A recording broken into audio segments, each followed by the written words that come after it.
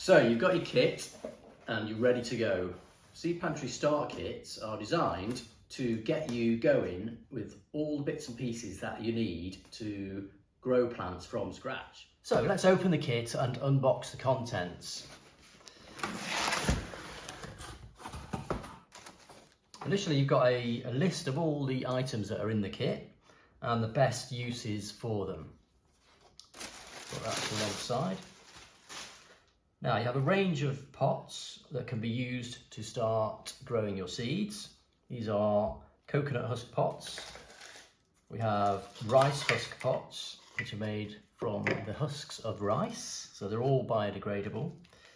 We have compost discs. We have a mini propagator, which can be used to start growing, for example, basil earlier on in the season, around February time, so when it's colder, and this will keep it nice and warm, keep the seeds nice and warm, you see. We have the seeds themselves, and we have a growing instruction guide, which gives you a few tips on how to grow each seed variety as well.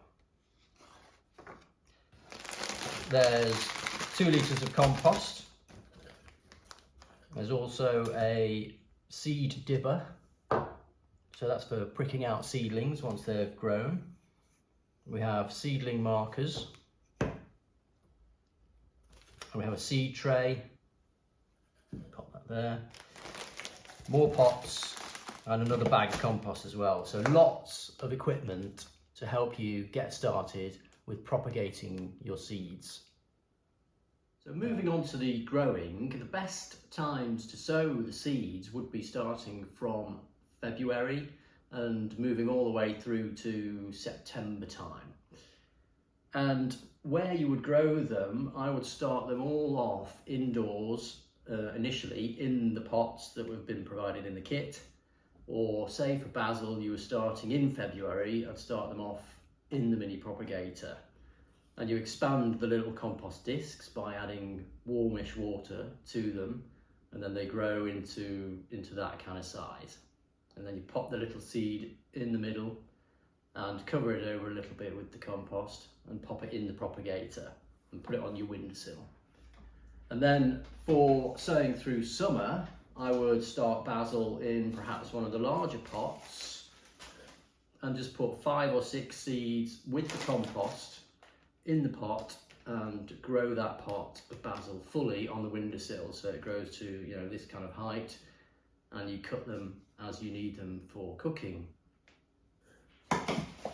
For chives and parsley and coriander, I would start those in these smaller pots or the seed tray as well. So once you've sown your seeds, you can mark them with the plant markers, so write the names of each variety on those and pop them in the pots. Once you have a seedling of around, say, that size, as I said before, it might have 4 or more leaves and grow to that kind of height, you can then use your seed pricker to gently tease out the seedling from the smaller pot and then plant that on into larger pots outside or into herb gardens and raised beds and that kind of thing.